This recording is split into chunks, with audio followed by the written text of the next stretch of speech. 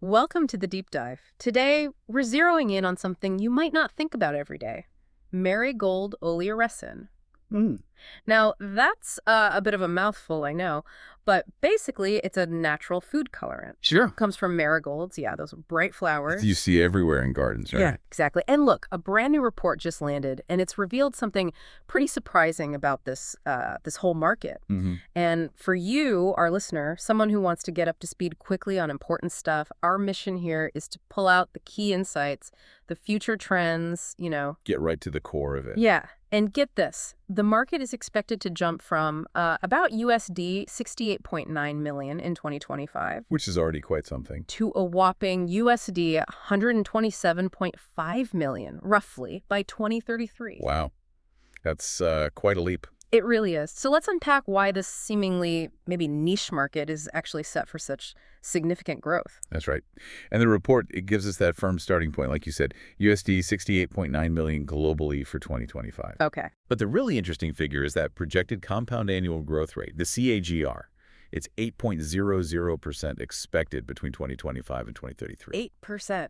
Now remind us, AGR means it builds year on year, right? It's not just a one-off jump. Exactly. Think of it like this.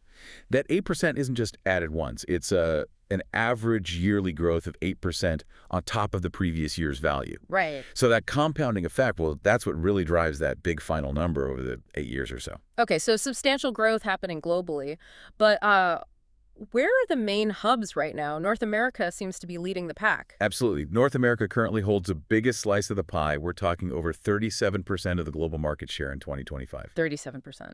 Yeah, it translates to about USD 25.49 million. And their projected CAGR is still pretty healthy, 6.5% through 2033. Okay. And within North America, the U.S. market is really the powerhouse. It's USD 20.11 million in 2025 with a 6.3% CAGR expected. And that's driven by supplements and functional foods primarily. That's what the report suggests, yeah. Mm. A very strong appetite for dietary supplements, functional foods. Yeah. That whole wellness trend really fuels it in the U.S. Makes sense. And north and south of the border, Canada and Mexico. Yep. Canada's market is estimated around USD 3.06 million for 2025. Mhm. Interestingly, a slightly higher growth rate predicted there, 7.3%. Oh, any thoughts why? Well, the report hints it could be partly demographic shifts, Yeah. an aging population perhaps being more proactive about health supplements, eye health specifically. Interesting point. And Mexico. Mexico comes in at USD 2.32 million in 2025, expected to grow at a solid 7% annually. Okay, so North America's strong. Let's hop across the Atlantic. Europe is the next biggest chunk, right? It is, yeah. Europe holds the second largest market share, just over 29%, 29. Okay. which translates to about USD 19.98 million in 2025, and they're looking at a projected UGR of 7.0% up to 2033.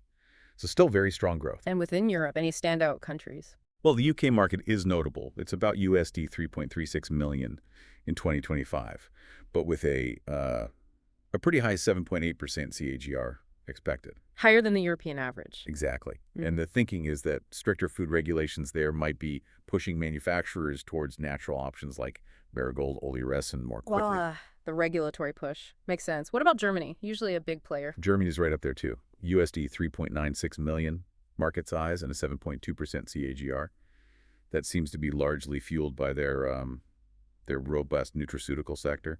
Big market for supplements there. Okay, and it looks like there's decent activity elsewhere too. France, Italy, Russia. Yeah, definitely. We see France at about 1.84 million, 6.2% growth. Italy, 1.72 million, 6.4%. Right. Spain's around 1.64 million, 6.1% CAGR. And then you have, a cluster of smaller but still growing markets.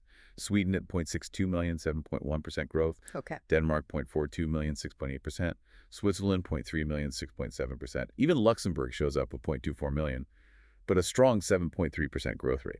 And the rest of Europe category collectively adds another USD 2.80 million, growing at 5.7%. So yeah, pretty consistent growth across the board, really, driven by similar factors, health trends, regulations. Okay, good overview of Europe. Now let's shift gears to Asia Pacific. APAC. That's often where we see really explosive growth in markets these days. And that is absolutely the story here. APAC holds a very significant share already, around 24% of the global market. 24%. Which is about USD 16.54 million in 2025. But here's the kicker. The projected CAGR is 10.8% between 2025 and 2033. Wow, 10.8. That's head and shoulders above the others. By a long shot, yeah. Yeah. Makes APAC the fastest growing region by far, and China is a massive driver within that. Okay, how big is China's piece? It's large. USD 6.95 million market size in 2025 and growing at 10.3% CAGR. A big factor, there seems to be a growing focus on eye health, specifically within the Chinese population. Lutein is key for that. Right, the lutein connection. And India, often another high growth story. India's growth is actually even more remarkable. The market size is smaller, USD 1.65 million in 2025, but the projected CAGR is an incredible 12.7%. 12.7%. What's behind that specifically in India? It seems to be a confluence of things. You've got rapidly expanding pharmaceutical and cosmetics industries there, both using these kinds of natural ingredients. Okay. Plus, rising disposable income, growing health awareness. It all feeds into demand for supplements and natural personal care products. Right, a perfect storm for growth almost. What about other key APAC countries? Japan, South Korea? Also showing really strong growth. Yeah. Japan's market is about USD 2.28 million, growing at 9.3%. Mhm. South Korea, USD 1.98 million, growing at 9.9%. Australia is at 0.86 million, but growing over 10%, 10.1% CAGR. Okay. And even smaller markets are booming. Singapore, 0.33 million, but 11.1% growth. Taiwan, 0.64 million, 10.6%. Southeast Asia as a collective region, 1.09 million, growing at 11.6%. 11.6. Yeah. And the rest of APAC category adds another 0.74 million at 10.6% growth. So, the momentum across the entire APAC region is just, well, undeniable. Definitely paints a picture of APAC as the real growth engine here. Okay, so we've hit the big three regions. What about South America, the Middle East, and Africa? Smaller markets now, but any interesting developments there? Yeah, definitely worth touching on. South America has a smaller share, just over 4%. That's about USD 2.62 million in 2025. But the growth is solid projected CAGR of 8.7%. Pretty close to the global average then. Exactly. Brazil leads the way there. Yeah. USD 1.12 million market growing at 9.3%. That seems linked to increasing demand for natural antioxidants. Okay. Argentina is smaller, 0.44 million, but has a really strong 9.6% TGR predicted, possibly helped by government initiatives supporting natural products. Interesting. And then Colombia, Peru, Chile, smaller still, but showing good growth, kind of in that 8 to 9% range. Okay. And the Middle East. Middle East also accounts for around 4% of the market, valued at USD 2.76 million in 2025, with a projected CGR of 9.3%. So quite strong growth again. Higher than South America even. Yeah. Saudi Arabia is key. 0.97 million market, 9.6% growth. The UAE, 0.57 million, growing even faster at 9.8%. Wow. And the report notes specific drivers like demand for natural eye health supplements in places like Qatar and government support for organic products boosting the market in Turkey. Egypt's also mentioned, along with the rest of the region. Okay, so specific local factors driving growth there too. And finally, Africa. Smallest share, I assume. Correct. Africa holds about 2.20% share. That's USD 1.52 million in 2025. Projected CAGR is 8.3%. Still respectable growth. It is. South Africa is the main market there. USD 0.53 million, growing at a strong 9.2%. Apparently helped by government support for aerial product research. Nigeria is smaller, 0.12 million, 8.5% growth, linked to investments in agriculture and traditional herbal medicine. The rest of Africa makes up the remainder. So yes, while smaller overall, these regions definitely aren't static. They're part of the global growth story. Fascinating how it plays out differently everywhere. Okay, let's switch perspectives a bit. The report also breaks things down by the nature of the product, conventional versus organic. How does that split look? Right. So currently the conventional segment is definitely the dominant one in the market. Okay, why is that?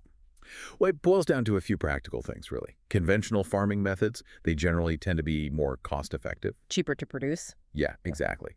Often higher yields of marigolds, too. And the supply chains are just more established, more robust. Right. So for manufacturers, especially those needing large volumes or working with tight margins, conventional oleoresin is often just the easier, more economical choice. And maybe less consumer pressure for organic in some markets. That, too. In some more price-sensitive markets, the willingness to pay that premium for organic isn't always there. Plus, frankly, the regulatory approvals for conventional products can sometimes be a bit more streamlined. Okay. But I'm guessing the trend is shifting? Is organic where the action is? That's exactly right. The organic segment is identified as the fastest growing part of this market. Uh-huh. And this really taps into that much broader consumer trend we see everywhere, people actively looking for clean label products. Fewer artificial ingredients, more natural, sustainable. Precisely. There's just growing awareness, maybe concern about pesticides, synthetic chemicals used in conventional farming. So more people are deliberately choosing organic. And the certification helps build trust. Definitely. Organic certifications provide that assurance. And look, the premium pricing that organic products can command, that also incentivizes manufacturers to invest in shifting production, right? In a sense. Becomes Yeah. economically viable, even attractive. Yeah, especially in the nutraceutical and food sectors where natural and organic are really powerful marketing terms now. Okay, so that shift towards organic seems clear. What about how the oleoresin is actually extracted? The report mentions different methods. Yes, the two main ones discussed are solvent extraction and supercritical fluid extraction, which is usually shortened to SFE. Right. And solvent is the current standard? It is, yeah. Okay. Solvent extraction is currently the more common, the dominant method. It's known for being highly efficient at pulling out the lutein, that key compound we want. Okay. And it's generally quite cost-effective, especially when you're doing large-scale production. It's a mature technology, a well-understood process. Weren't there some concerns about leftover solvents, though? There were, historically, concerns about potential solvent residues in the final extract. But honestly, advancements in purification techniques have really tackled that. Companies have gotten very good at removing residues to meet strict safety regulations. Okay, so that's less of an issue now. Then what's driving the growth in SFE, the supercritical fluid extraction? Sounds more high-tech. It is a bit more advanced, and it's definitely the fastest growing extraction method. Think of it simply as using highly pressurized carbon dioxide, CO2. Like in fizzy drinks? Sort of, yeah, but under very specific pressure and temperature conditions where it acts like a solvent. It extracts the lutein, but then, critically, the CO2 just evaporates completely when the pressure is released. Ah, so no solvent residue at all. Exactly. Zero residue, which makes it incredibly appealing for producing those clean label and organic certified products we were just talking about. It ticks all the boxes for natural processing. And any other benefits? Yes, SFE is also generally considered better at preserving the delicate bioactive compounds in the marigold, like the lutein itself. It's a gentler process in some ways. Which is important for supplements. Very important for nutraceuticals, yeah. Yeah. So, as regulations maybe tighten further on solvent use, and as that demand for green and clean processing just keeps rising, you're seeing more and more companies investing in and adopting SFE technology. So again, it mirrors that organic trend, cleaner, more sustainable seems to be the direction of travel. Okay, so we have the product, it's been extracted. How does it actually get to the companies that use it? What about distribution channels? Right. The report looks at two main channels here, B2B, so business to business, and online retail. And B2B is the big one for now. Yes, B2B currently holds the largest share by a significant margin. And that makes perfect sense, really. Why's that? Because the primary buyers of Marigold Oleoresin aren't individual consumers, they're other businesses. You've got food manufacturers using it for color. Like in baked goods or sauces? It could be, yeah, or animal feed sometimes. Then you have the nutraceutical companies putting the lutein into eye health supplements.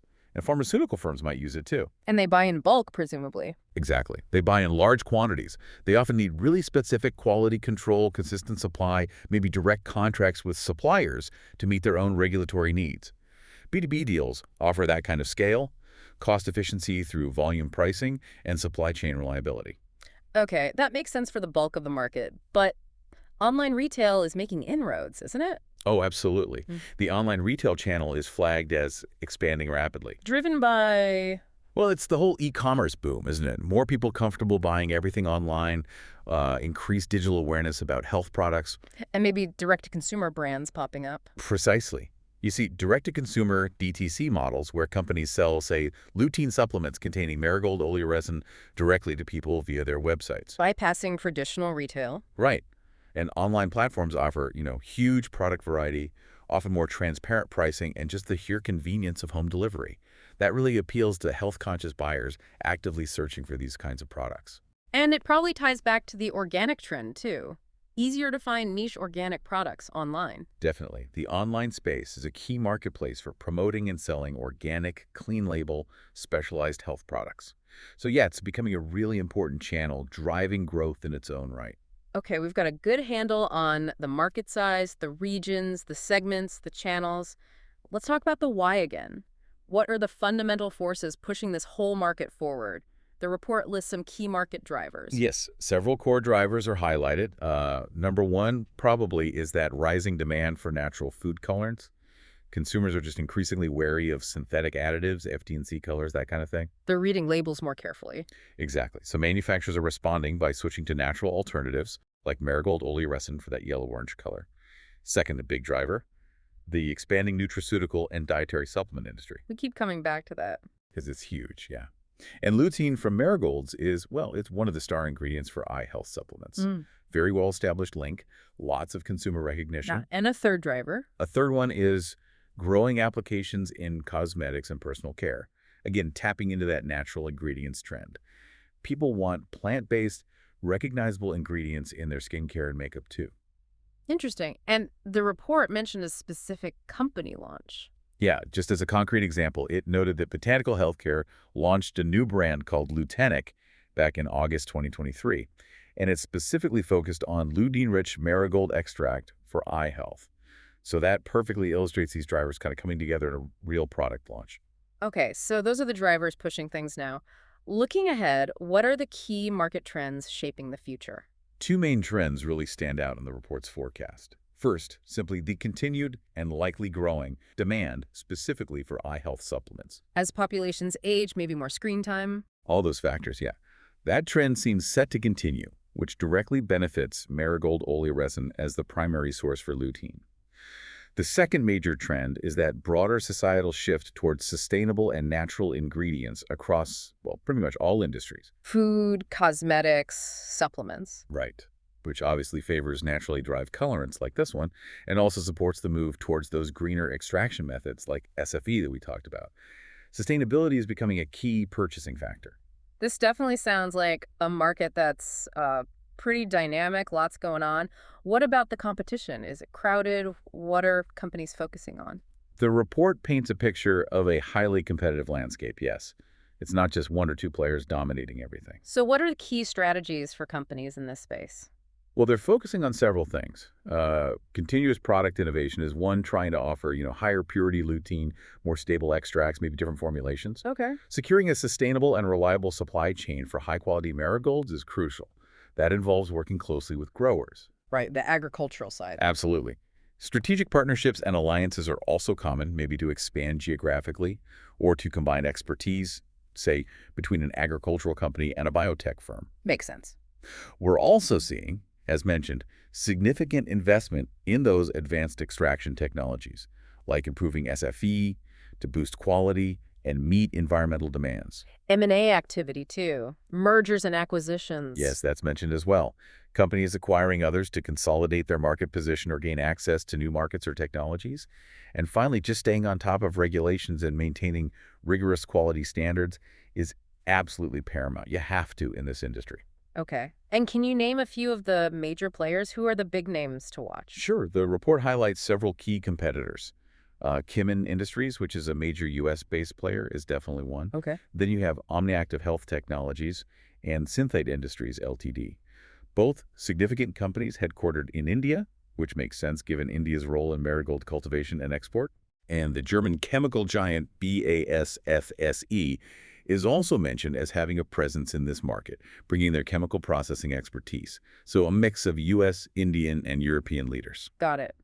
Okay, well, I feel like we've really covered a lot of ground in a short time, which is exactly the goal here for you, our listeners. So let's try and wrap this up.